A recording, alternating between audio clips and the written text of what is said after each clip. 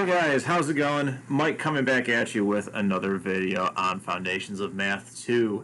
In the previous video, we talked about solving word problems.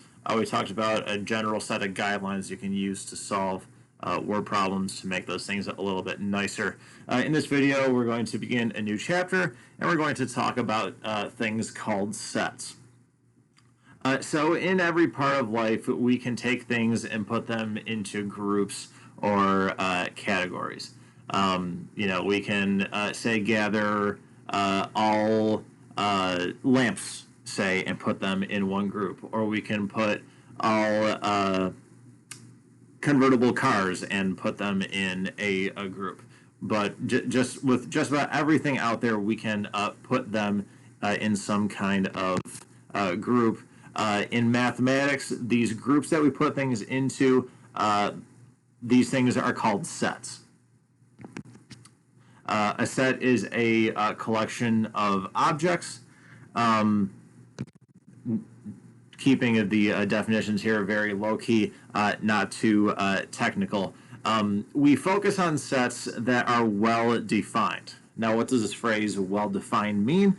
It means that we can objectively tell whether or not an object belongs inside of a particular set. There is some specific property that the object must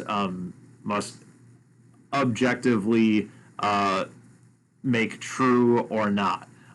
For example, if we talk about the set of all lamps, a well-defined set would be, say, the set of all lamps that are 3 feet tall or less.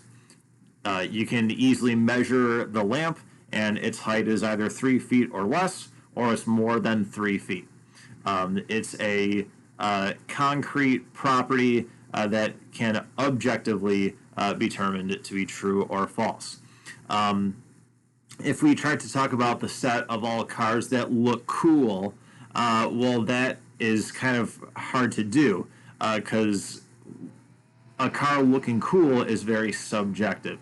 It's based on people's personal tastes and people's personal likes as far as cars.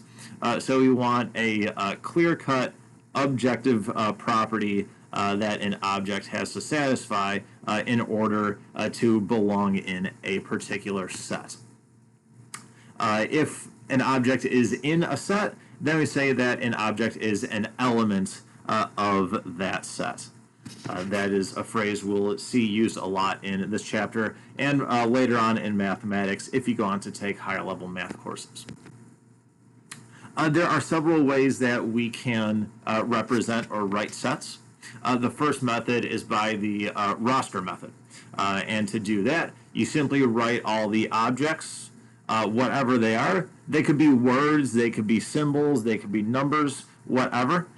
We separate them with commas.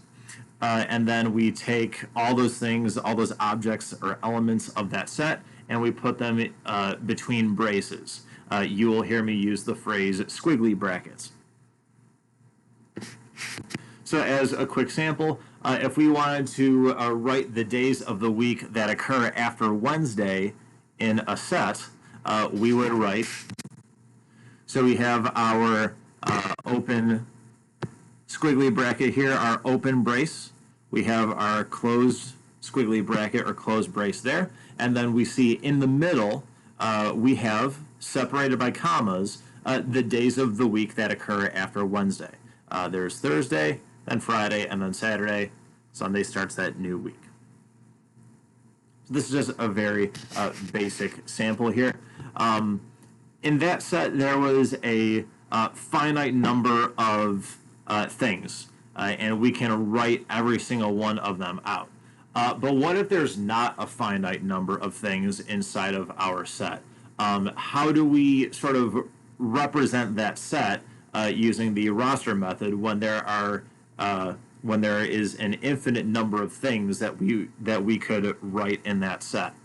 This is one such example. How would we write, using the roster method, the set containing all positive even numbers that are greater than 50?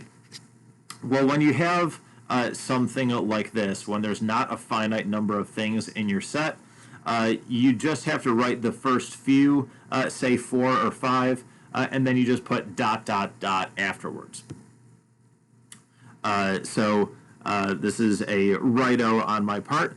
Since it is strictly greater than 50, that guy would not be in there.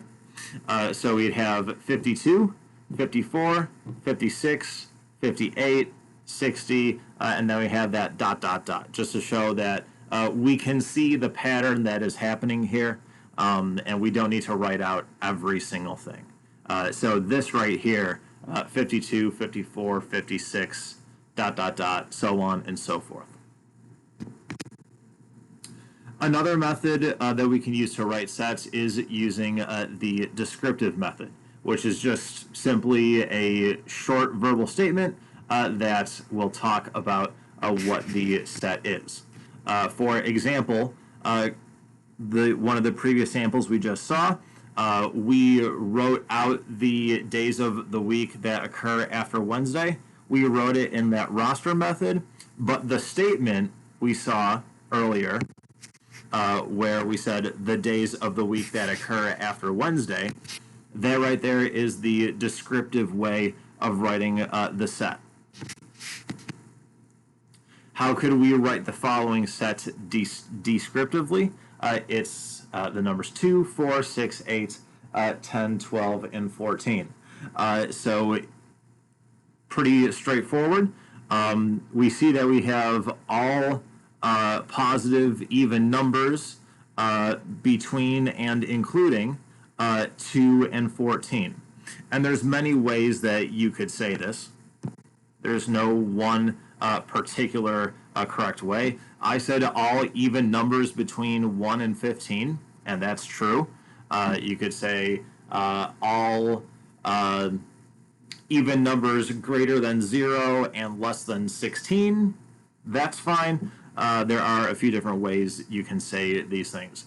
But roster method, again, each object separated by commas, and then inside of squiggly brackets. Descriptive method, just a short statement, a sentence, use words to talk about what that is. The third method, and this is very commonly used and very commonly seen if you go on to, again, even some remotely high-level math classes, not going all the way up there, but if you go on to take pre-calculus, things like that, you'll then start to see this method, is with set builder notation. So let's just get some notation down first, some symbols that we're going to be seeing being used. If an object, and let's give this object some name, I'll call it X, is in a set, and we'll give this set some name, I'll call it capital A, we write X and then this funky looking thing and then A. What that funky looking odd shaped E looks like is it means is an element of. It is actually epsilon, which is a Greek letter. And just do your best at writing the epsilon. It's written different ways, so just try to do your best. If X is not in the set A, then we write almost exactly the same thing, but we put a diagonal line through that epsilon there. And that says it's not an element of A. And then just some very basic sets that sort of have special names inside of our textbook. The set 1, 2, 3, 4, 5, 6, 7, all the way up, so on and so forth, is denoted by N. There is another very similar symbol for it. It's thicker, fancy N. It looks something like that. So those are the two ways that you could see that symbol denoted. The set 2, 4, 6, 8, 10, 12, all of the even positive numbers is denoted by E. And then the set of all positive odd numbers, 1, 3, 5, 7, 9, 11, so on and so forth, is denoted by capital O. So if you see those letters coming up, then those are what those sets represent. So when we write sets using set builder notation, we use the braces or the squiggly brackets. We use a variable, typically x, but really it doesn't matter which one we use. And we also use a semi-large vertical bar. That's not a capital I, that's not a lowercase l, it's just a slightly larger vertical bar. For example, in the previous sample problem, we wrote the set of even numbers between 1 and 15 in roster and in descriptive notation as well. So let's see what this is going to look like in set builder notation. In set builder notation, we're going to write this as, now we always start this off with an open squiggly bracket or an open brace, and then we're always going to write whatever letter we have for our variable. In this case, I used x. And then we have that big vertical bar there.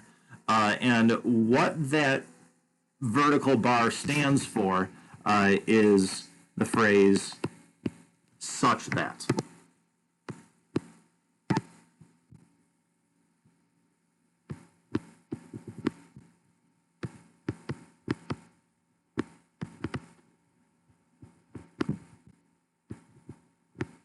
Stands for the phrase such that. So we say the set of all, what these squiggly brackets here say.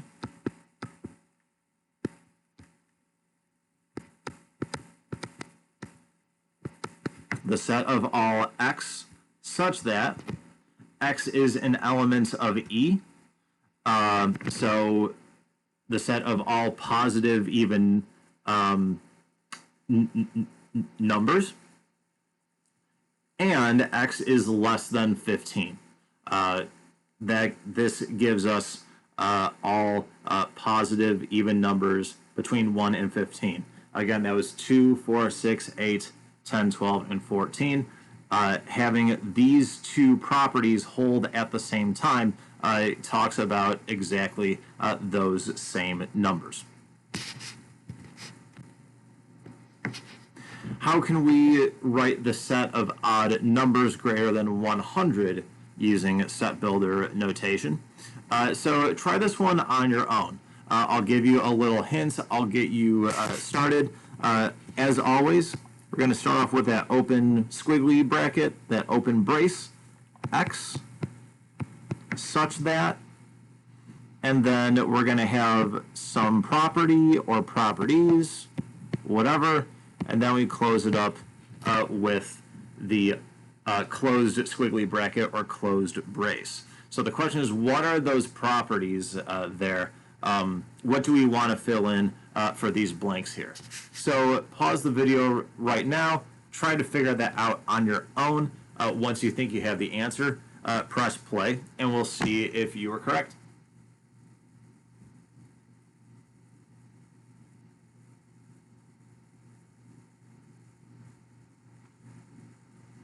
All right, so let's see if you were correct in your answer. The way that we can represent the set using set builder notation is to say the set of all x such that x is odd, our set O, so x is an element of O, and x is greater than 100. This nicely gives us all of the odd numbers greater than 100. So these were a couple fairly low level, but somewhat involved, mildly complicated, and very solid samples to help us get used to set builder notation. There is a special set that has no elements in it at all. There is a special set that has no objects inside of it, and that set is known as the empty set, or it's called the null set. Those are the names that will be used interchangeably for this particular set. And we either denote it by just open and closed squiggly brackets with nothing in between them, or we write it as a O or a 0 with a slash through it. Those two things are used interchangeably to denote the empty set or the null set. For example, what is an example of a set that would be the empty set or the null set? The set containing all months of the year that start with the letter Q has no elements in it whatsoever. There is no month of our year that begins with the letter Q, so therefore there are no elements in the set, and we'd say that this is the empty set or the null set.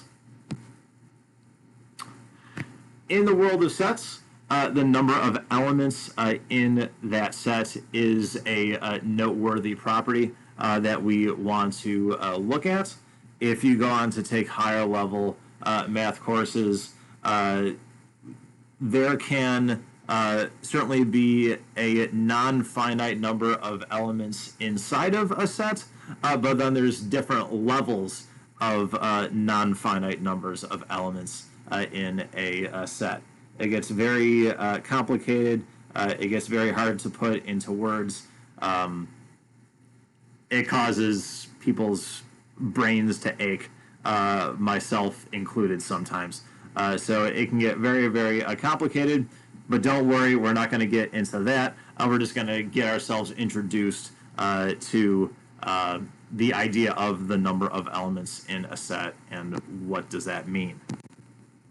The number of elements in a set A is called the cardinal number, or the cardinality of the set A, and it is denoted by n, and then the set name, in this case A, in parentheses.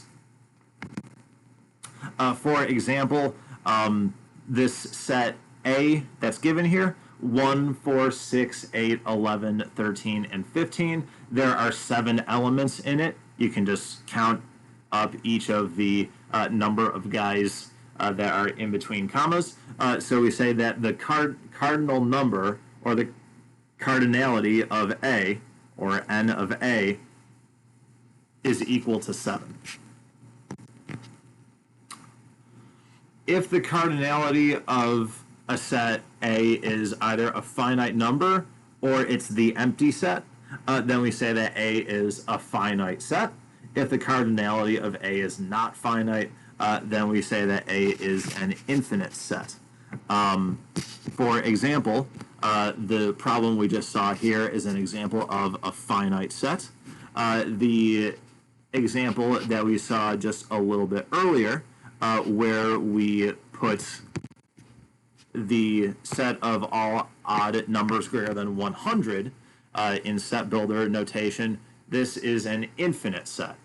There are infinitely many numbers that are odd and greater than 100.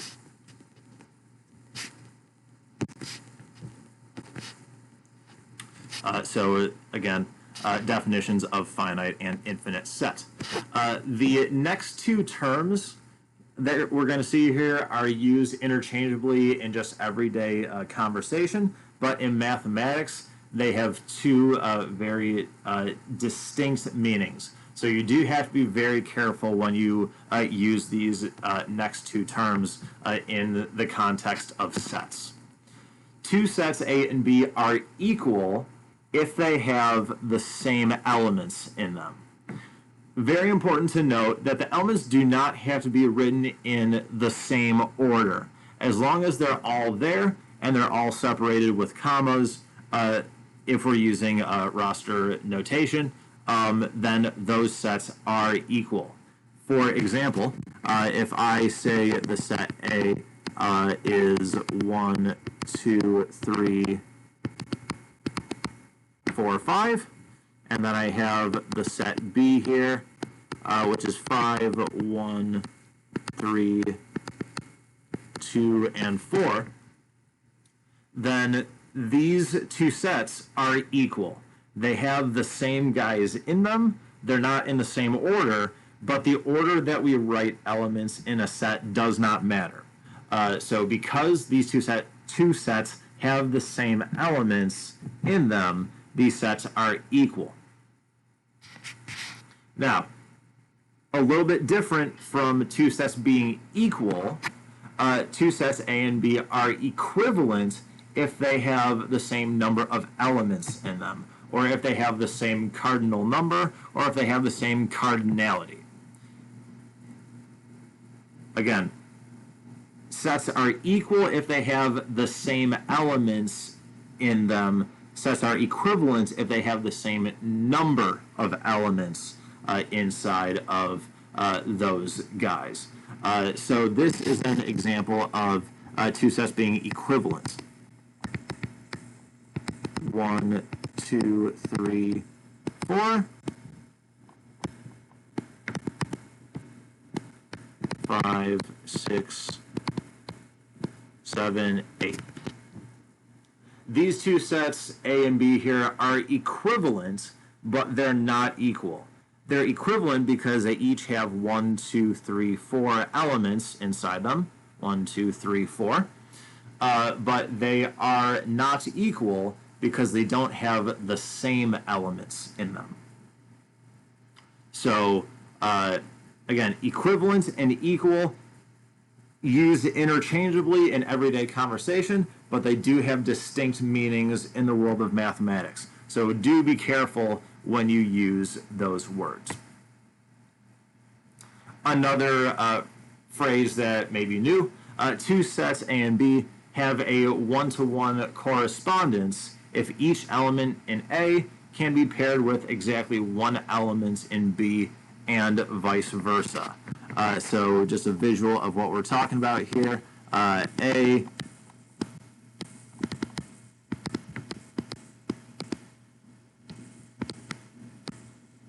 So suppose set capital A has the elements A, B, C, and F. The set B has W, X, Y, and Z. These two sets have a one-to-one correspondence because I can take any element in A and match it up with any element in B whatsoever, and I can do that so that every guy in here is paired up with a guy in here. I could go just straightforward A to W, B to X, C to Y, and F to Z. I could also change these things up. I could go A to Y, C to X, F to Z, B to W, whatever. But it goes the opposite way too. W is always linked to A, X is always linked to B, Y is always linked to C, and Z is always linked to F. Now, these two sets, as we just said, have a one-to-one correspondence. But looking at these two sets here, you also notice that these sets have the same number of elements. Going all the way back to the first video, where we talked about inductive and deductive reasoning, based on the sample here, it seems like that when two sets have a one-to-one correspondence, then those sets have the same number of elements, which means that by definition, the sets are equivalent. So we may be inclined to think that this is the case, and indeed, this is the case. That should seem familiar.